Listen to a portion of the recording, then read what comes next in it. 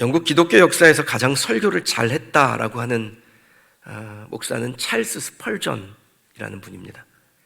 저도 이 스펄전의 설교집을 몇 권 가지고 있는데, 일단 그 설교의 어휘가, 사용하는 단어들이 참 아름다워요.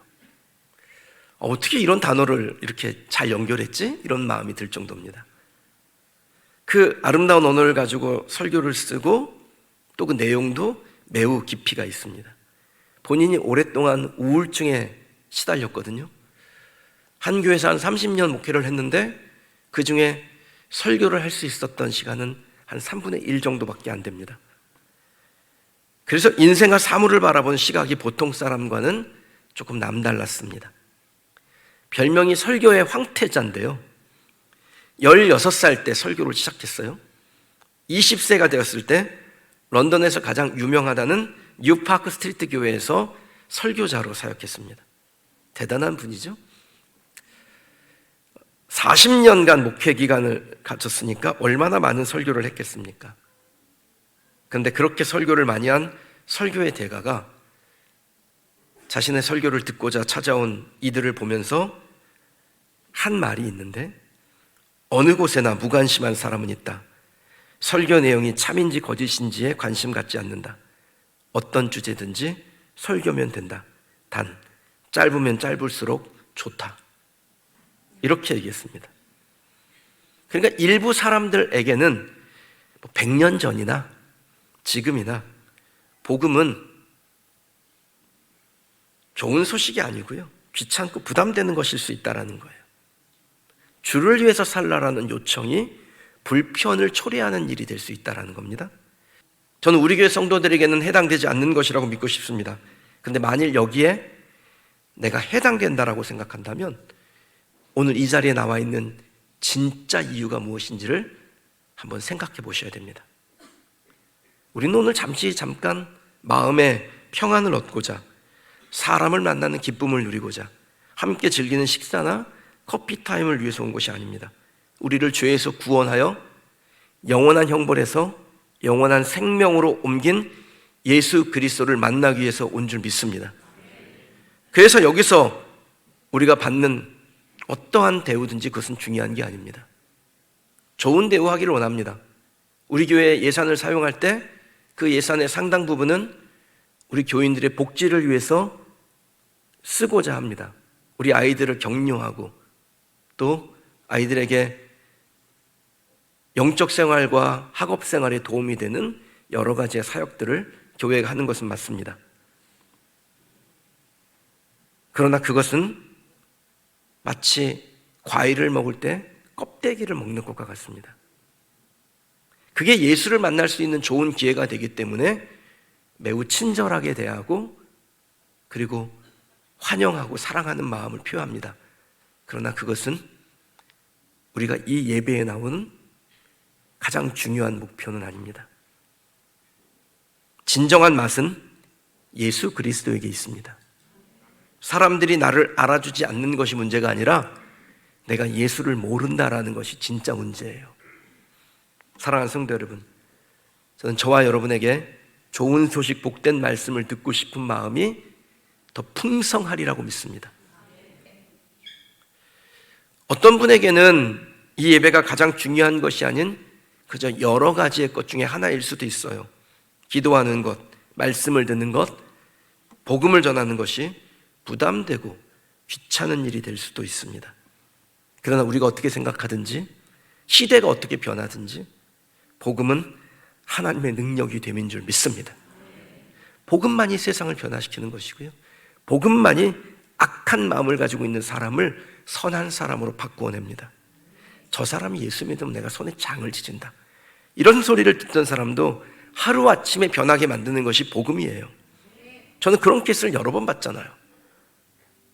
예전에는 자신을 위해서 살았는데 이제는 주님을 위해서 사는 사람으로 바뀌는 것을, 그리고 바뀌어가고 있는 것을 많이 봅니다. 내가 복음을 부끄러워하지 아니하노니 이 복음 모든 믿는 자에게 구원을 주시는 하나님의 능력이 됨이라. 먼저는 유대인에게요, 그리고 헬라인에게로다. 유대인도 헬라인도 이 복음을 미련하다 여기고 거슬리게 여겼습니다. 근데 복음이 어떻게 돼요? 그들의 마음을, 심령을 뒤집어 엎고 하나님의 능력, 하나님의 권능이 돼서 그들이 예수 믿는 사람으로 바뀌게 됐죠. 저는 대한민국 믿는 저와 여러분도, 그리고 우리가 복음을 전할 이들도 예수 그리스도는, 복음은 능력이기에 그를 변화시킬 힘이 있다고 믿습니다. 교회에는요, 생각 밖으로 새신자가 많아요. 여기서 이 새신자란 직분이 없거나 신앙의 연수가 짧은 사람을 말하는 것이 아닙니다. 꽤 오래 교회를 다녔어도 주님을 위해서 자기를 부인하지 못하는 사람, 그런 사람을 말해요. 그러니까 교회가 하는 일은 뭐냐면 이런 새신자를 헌신자로 바꾸는 겁니다. 복받기 믿는 사람도 있겠죠. 교회면 잘 된다고 했는데 병도 낫는다고, 마음의 평화를 얻는다고, 자식들도 잘 된다고, 뭐 이런저런 이유로 교회를 처음 나온 사람이 있습니다. 물론 믿음은 복받습니다. 저는 저 자신이 그렇게 됐다라고 믿습니다. 아무리 돈을 많이 가지고 있는 부자도 하나님께서 저에게 주신 그 영적인 재물의 풍요함으로 인해서 부러워하지 않게 됐고, 화목한 가정을 이루었고, 자녀들의 삶도 평탄하며 마음의 평강을 얻습니다. 여러분들 그렇지 않습니까? 그런데 이것은 믿다 보니까 하나님께서 우리에게 주신 그 믿은 자에게 주시는 은혜의 결과일 뿐이지 복받고 잘되고 성공하려고 예수 믿는 건 아닙니다. 아예 이것만을 위해서 오는 사람도 있을 수 있어요. 저는 처음에는 그럴 수 있다고 생각해요. 교회 처음 오실 때 그 마음으로 오실 수 있어요. 너무 마음이 지쳐서 교회 가면 좀 평화를 얻을 수 있다고 하니까 내가 교회 가서 좀 마음의 평안을 얻어야겠다, 그러고 오실 수 있어요. 근데 3년을 다녀도 5년을 다녀도 세례를 받아도 집사가 되어도 그러고 있다면 심각한 환자입니다. 복음을 들었지만 복음이 무엇인지를 모르는 거 아니에요? 복음이 그의 마음을 변화시키지 못한 거 아니에요? 그러니까 심각한 환자인 거예요. 복음에 대해서 하나님이 이렇게 말씀하세요. 모든 성경은 하나님의 감동으로 된 것으로 교훈과 책망과 바르게 함과 의로 교육하기에 유익하니. 교훈, 책망, 바르게 함, 의로 교육을 받으면 사람은 변화되는 게 정상 아닙니까? 그러니까 예수 믿으면 변화되는 거예요. 저와 여러분들이 변화되어야 합니다. 우리가 예수 믿을 때 이 땅에서 잘 되고 영적인 생명, 영생의 길을 얻는 거 맞습니다. 근데 그것으로 끝인가요? 복음을 제대로 알아야 되죠. 복음은 나를 살린다 해서 끝났다면 그 반쪽 복음입니다. 완전한 복음은 나를 살린 복음이 모두를 살린다. 이 주님의 선하신 섭리와 계획을 믿고 그것을 실천하고자 복음의 전진을 이루어가는 사람이 진짜 복음을 소유한 사람이에요. 저는 저와 여러분이 진짜 복음을 소유한 사람, 우리 교회가 진짜 복음을 가지고 있는 교회가 되기를 주의 이름으로 축원합니다. 만약에 우리가 진짜 예수를 믿는다면 반드시 전하고 싶은 열망에 빠지게 될 겁니다. 그게 사람의 본능이에요. 사람은요, 내가 정말 좋다라고 생각하는 것을 전하고자 하는 본능이 있어요. 맛있는 음식점에 가면 사람이 바글바글하죠. 왜 이렇게 사람이 많을까요? 그 음식점을 다녀간 사람이 주변에서 소문을 내기 때문입니다. 좋은 것은 전한다라는 사람의 본능이 작동한 거예요. 그렇다면 복음도 그렇지 않습니까? 여러분에게 복음이 좋은 것인가요? 물어본 거예요. 여러분에게 복음이 좋은 것인가요? 여러분은 예수가 좋습니까? 여러분은 교회가 행복한 공간입니까? 그렇다면 전해야죠. 본능 발동해야 되잖아요. 그래서 전도는 선택이 아니라 필수인 겁니다. 복음 전할 사명 해도 되고 안 해도 되는 거 아닙니다. 구원받은 백성, 내가 진짜 구원받았어요? 그럼 무조건 해야 돼요. 할 수밖에 없어요. 그래서 사도 바울은 복음의 사명을 디모데에게 당부하면서 엄히 명하노니 라는 표현을 씁니다. 1절 말씀입니다. 같이 읽어볼까요? 하나님 앞과 죽은 자를 심판하실 그리스도 예수 앞에서 그가 나타나실 것과 그의 나라를 두고 엄히 명하노니 아멘. 여기서 이 엄히 명하다, 헬라어로 디아마로튀로마이라는 단어를 썼습니다. 그 뜻이 뭐냐면 면전에서 말하다라는 뜻이에요. 그러니까 바울이 디모데를 볼 때 그냥 지나가는 말, 여러 사람과 같이 모여서 나눈 담소, 이게 아니라 디모데 일로 와봐, 내 앞에 서봐, 나의 얼굴을 똑바로 봐, 내 눈을 봐, 이건 반드시 해야 되는 거야, 이렇게 말했다라는 겁니다. 선택이 아니었어요.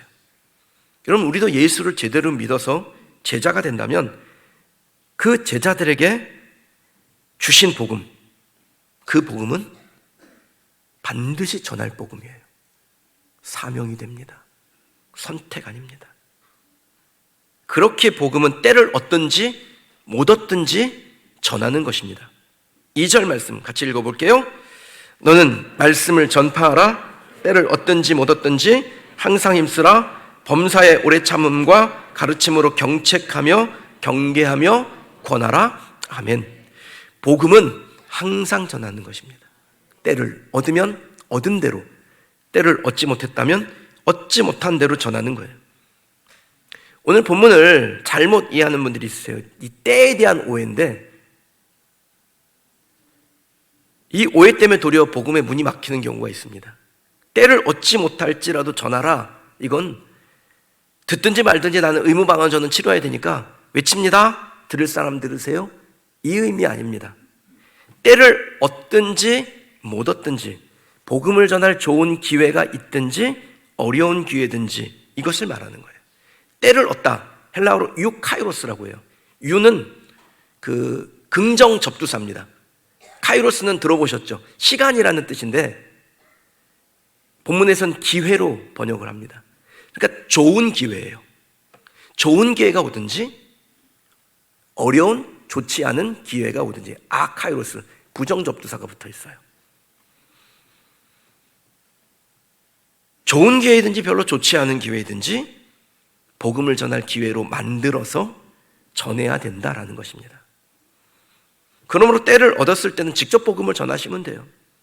다 된 밥이니까 그냥 그 다 된 밥에 함께 모여서 그 복음의 밥상의 기쁨을 누리시면 됩니다.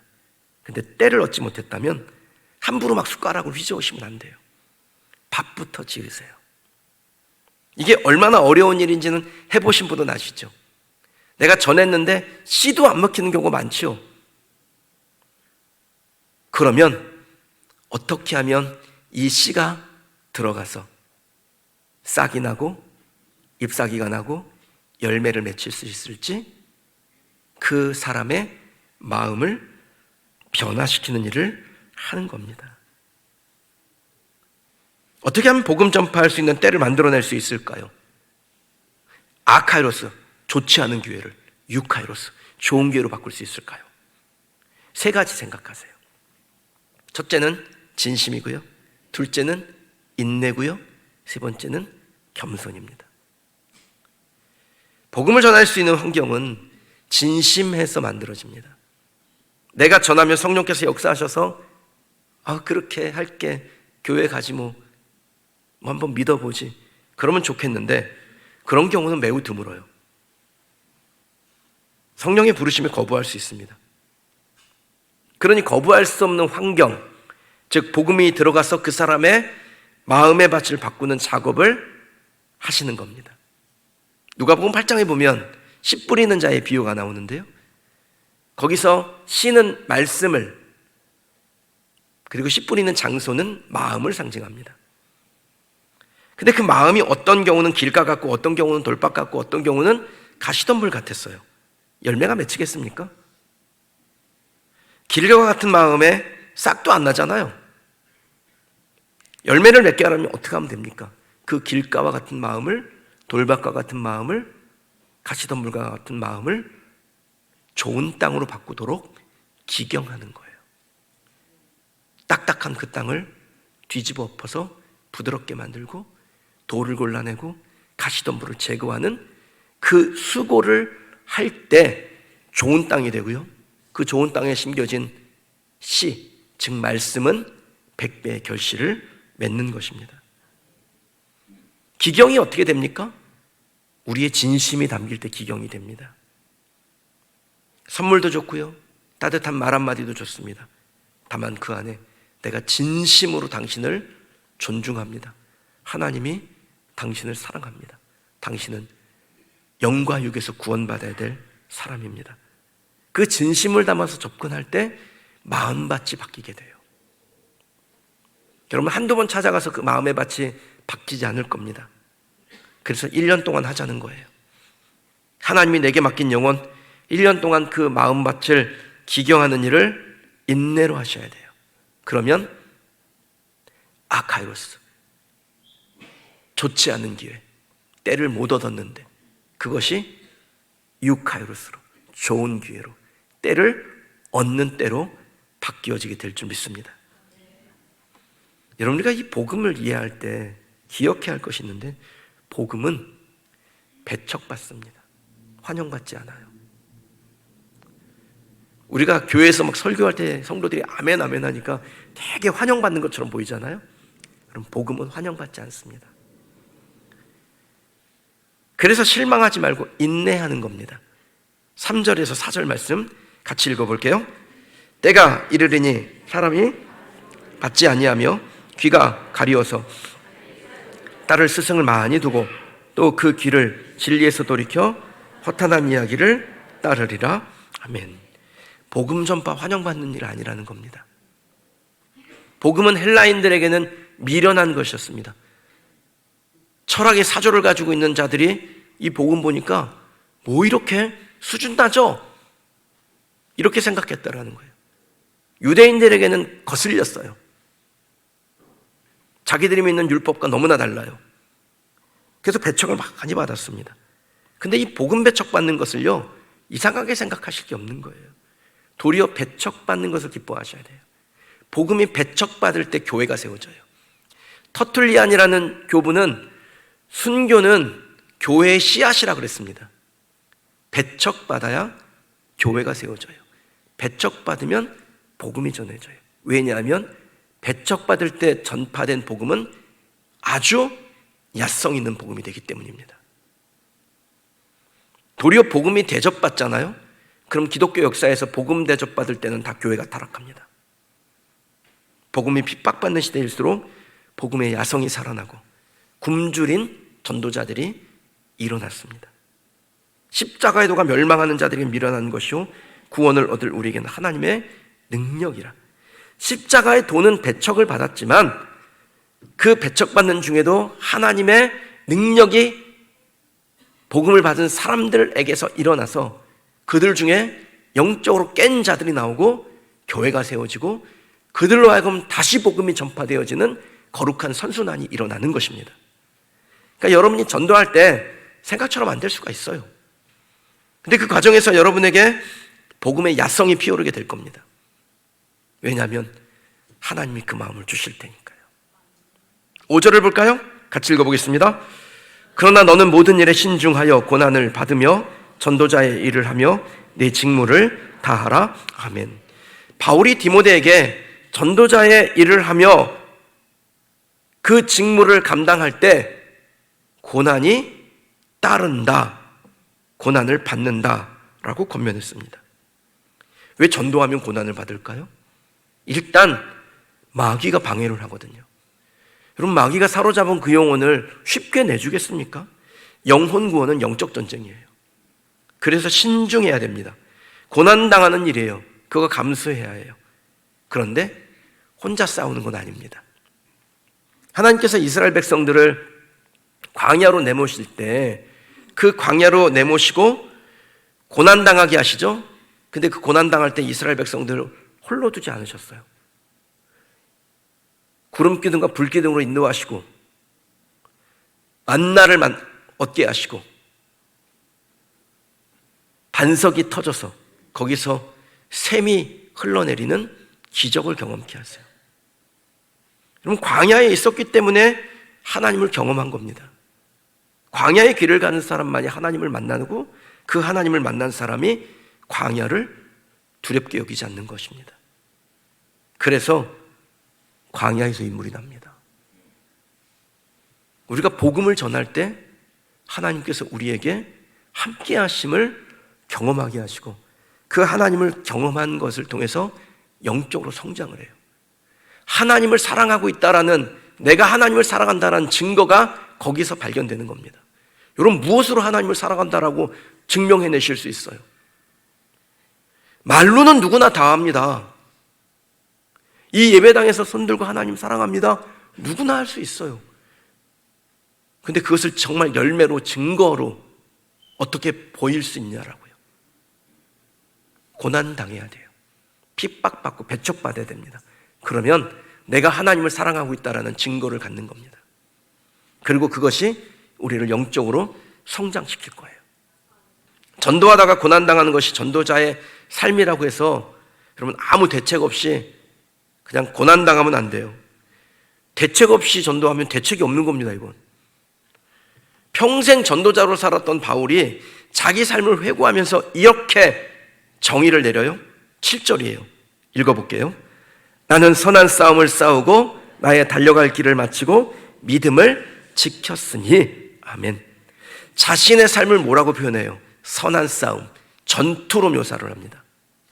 누구와 싸웠습니까? 에베소서 6장에 보면 바울은 마귀의 간계와 싸웠다라고 표현합니다. 그럼 뭘로 싸웠을까요? 전도는, 영혼 구원은 영적 전쟁이라고 그랬잖아요. 그 영적 전쟁 무엇으로 싸워야 됩니까? 에베소서 6장 13절 말씀을 화면을 통해서 같이 읽어볼까요? 그러므로 하나님의 전신갑주를 취하라. 이는 악한 날에 너희가 능히 대적하고 모든 일을 행한 후에 서기 위함이라. 아멘.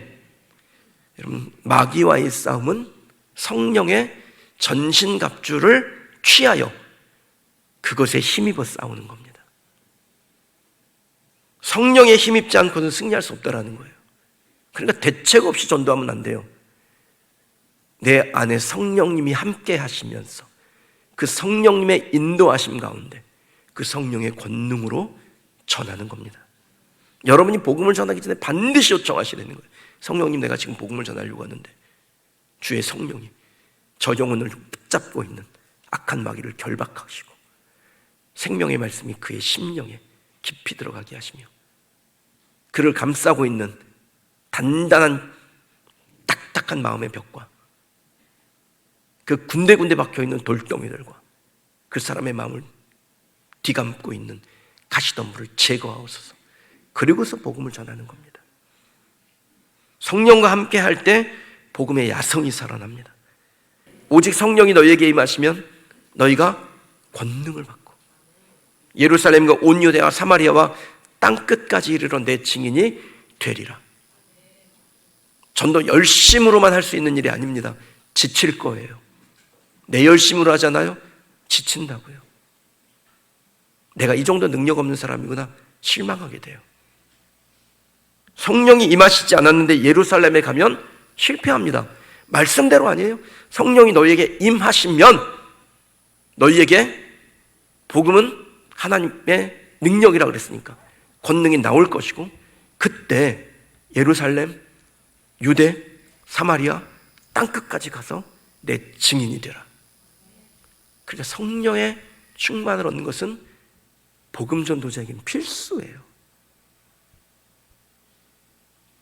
땅끝은 오직 성령이 임하신 후에 가는 것입니다. 그러니 오늘 성령 받기를 사모하십시다. 매일 성령 받기를 구하시기로 합니다. 그래서 광야로 나가 복음을 전하는 것이 두렵지 않은 복음의 야성을 가진 성도가 되시기를 소망합니다.